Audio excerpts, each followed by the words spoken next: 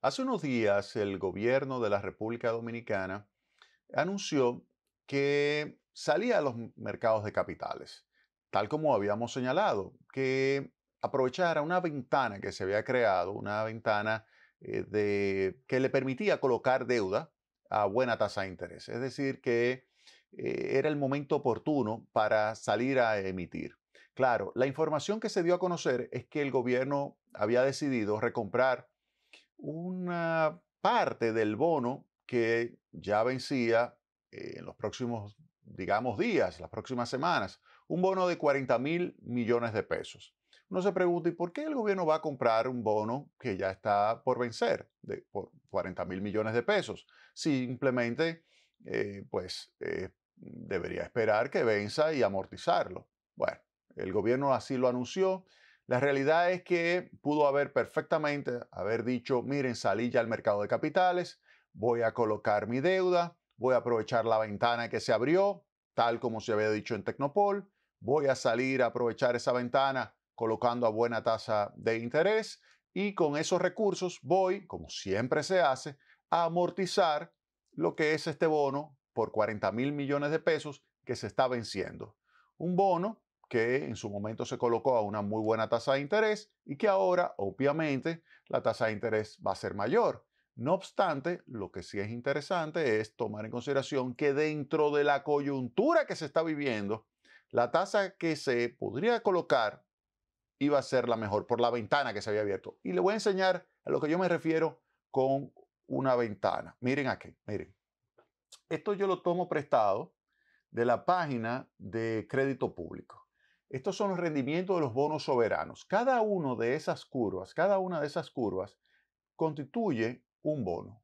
Usted tiene, por ejemplo, el bono al 2023, que es un instrumento, ah, bueno, este ya 2024, que es un instrumento que vence el año que viene con una tasa de rendimiento ahora mismo de 5,83.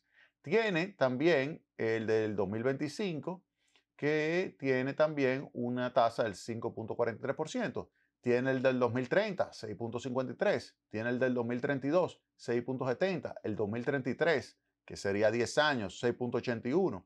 Fíjense el 2041, 7,05%. Y esas son las tasas de rendimiento. Pero fíjense acá, esto es ya a inicio de febrero del año 2023. Fíjense acá, en este momento, que es ya finales de octubre, ¿qué se tiene? Se tiene que el bono del año 2033, oigan bien, tenía una tasa de 8,86. Si nos vamos un poquito más acá, fíjense que el 2033 al 21 de octubre tiene una tasa de 8,99 que nosotros aquí en este momento pronosticamos que iba a llegar a 9% y efectivamente llegó al 9% que fue acá. Ese 8,99% es el bono a 10 años y nosotros señalábamos que había llegado al 9%. Ahora bien, ¿qué sucede? A partir de ahí, los mercados internacionales comenzaron a cambiar su comportamiento y vimos que se creaba una ventana. Fíjense cómo comenzó a bajar y esa tendencia fuerte hacia la baja luego se estabilizó acá. Luego se estabilizó y luego aquí ya, en los primeros días del año 2023, fíjense que bajó ligeramente y se logra estabilizar. Y ahí señalamos que había una ventana de colocación. Una ventana de colocación y el gobierno debía salir a los mercados de capitales a colocar deuda. Y efectivamente, el gobierno colocó deuda y eso lo pueden encontrar en mi blog, se lo voy a colocar aquí. Pueden encontrar esta entrada a mi blog. El gobierno aprovechó una buena ventana para colocar deuda, donde se establece lo siguiente. Miren, de acuerdo con información del Ministerio de Hacienda, se emitió deuda soberana por un total de 1.800 millones de dólares. Esa suma representa alrededor del 27% de los 6.600 millones de dólares de necesidades financieras brutas del gobierno dominicano para este año 2023. Y la colocación se compone en dos elementos, dos tipos de bonos. El primer bono, estamos hablando de un bono de 700 millones de dólares con un cupón de 7,05%. Ustedes recuerdan aquí en Tecnopol, ¿qué tasa de interés señalamos que el gobierno debía salir y que debía conseguir para colocar deuda? Que debía ser al 7%. Y fíjense a qué tasa la colocaron. Fíjense acá, 7.05%, tal como habíamos previsto. Esto lo señalamos hace más de 3 semanas. Señalamos, el gobierno debe salir, aprovechar la ventana y lo va a colocar en el entorno del 7% esa deuda. Le recomendamos a las autoridades. Pues de hecho salió, colocaron 700 millones de dólares al 7.05 con vencimiento 2031. Fíjense que no es 10 años, no son 10 años, 7.05. Usted me dirá, mira, pudieron conseguir quizá algo un poquito más barato. Hay que ver las condiciones del mercado.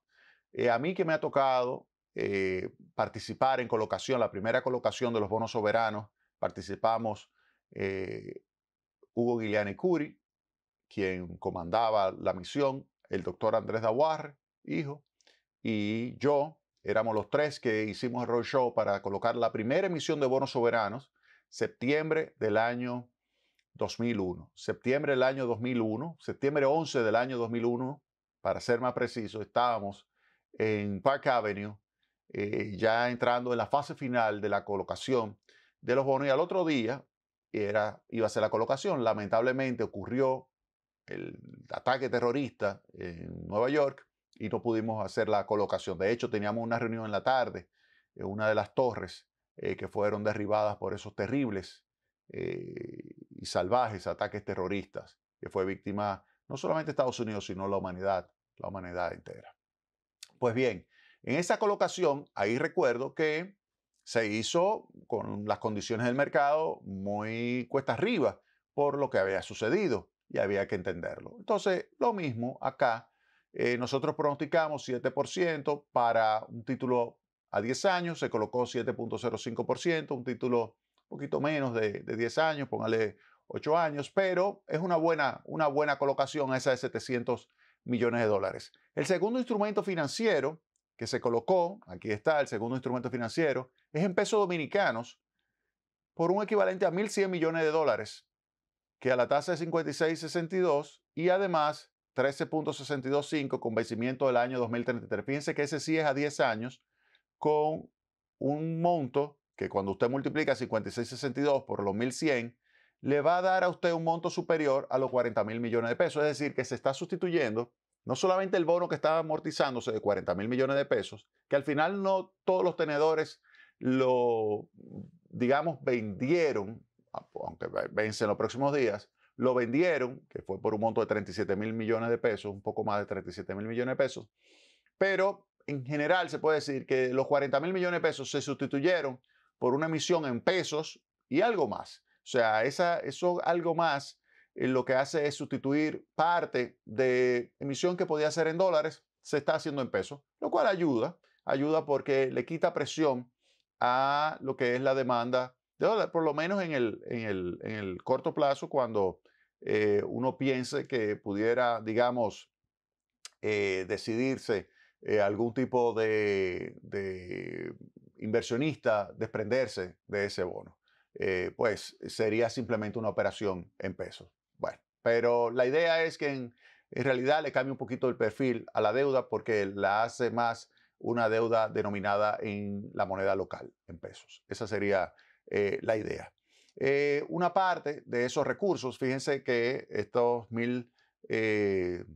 los 700 más los 1.100, que serían esos 1.800 millones de dólares, hace más que los 40.000 millones de pesos que se iban a estar necesitando para amortizar deuda, lo que significa que le queda al gobierno de recursos para amortizar más deuda en los próximos meses. Es decir, que el gobierno, tal como habíamos recomendado, adelanta su colocación, genera recursos y esos recursos lo va a utilizar para amortizar deuda adicional en los próximos meses, pero también para financiar el déficit que este año estarían alrededor del 3% del Producto Interno Bruto. Entonces, y lo hace a una tasa de interés, que vuelvo y señalo, es aprovechando esta ventana que se abrió. Si lo hubiese colocado acá, lo hubiese colocado en el entorno del 9%. Lo colocó acá y lo colocó en dólares en alrededor del 7%, y en pesos lo está colocando en 13.625, compara favorablemente con la colocación en pesos también que hace el gobierno en el mercado local. Y es lógico que sea así porque si no hubiese arbitraje. Y ustedes saben que no puede ser que puedan colocar, por ejemplo, en títulos del Ministerio de Hacienda aquí en el país o en el Banco Central o en pesos, el propio Ministerio de Hacienda en el extranjero a tasas diferentes en términos equivalentes. ¿Qué significa que sean equivalentes? Significa que yo le tengo que corregir por elementos tributarios, por ejemplo, si aquellos no pagan y este paga impuestos, o también por la fecha de vencimiento.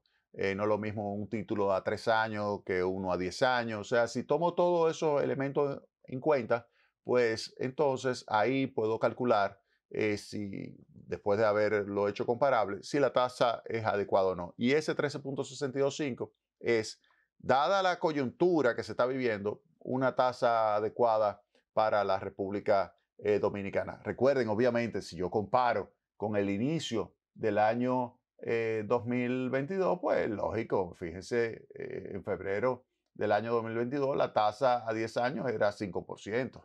Y si me voy a enero del año 2022 era 4.3%. O sea, es lógico. Pero recuerden que a partir de ahí, todos los bancos centrales comenzaron a subir la tasa de interés y el propio Banco Central de la República Dominicana la subió de 3 a 8.5%, 550 puntos básicos. Pero hay países que lo han incrementado en 1.000 puntos básicos, en 10 puntos porcentuales.